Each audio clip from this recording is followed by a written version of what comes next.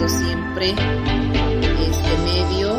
Estamos haciendo una nueva experiencia con lo que es Python, explorando de a poco de qué manera se puede utilizar este recurso, esta herramienta virtual para las clases. También es muy aprovechable. En principio, mi nombre es Janet Campero Cejas.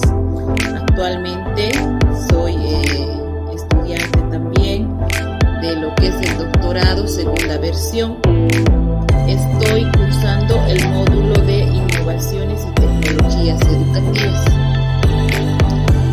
Asimismo, cabe resaltar que trabajo en el ámbito educativo con los jóvenes y señoritas.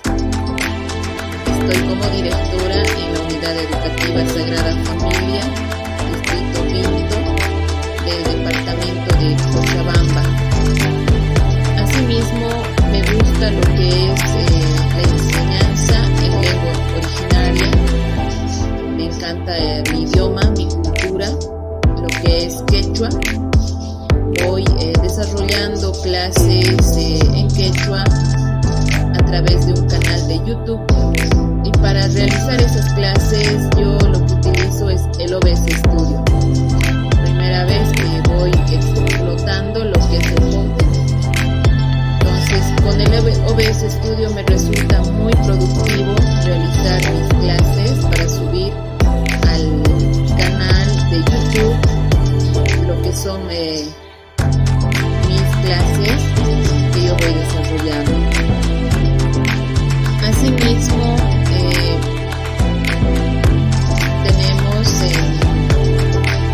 actividades que se realizan de manera extracurricular, también siempre realzando lo que es la cultura quechua.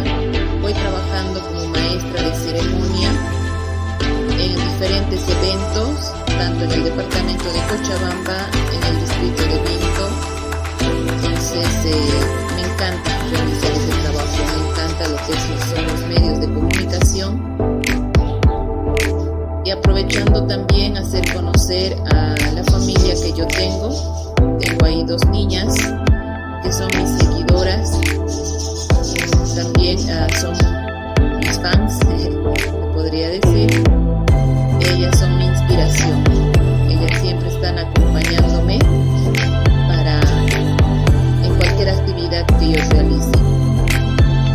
Como se dice, aproveche el tiempo al máximo. Created using Powtoon.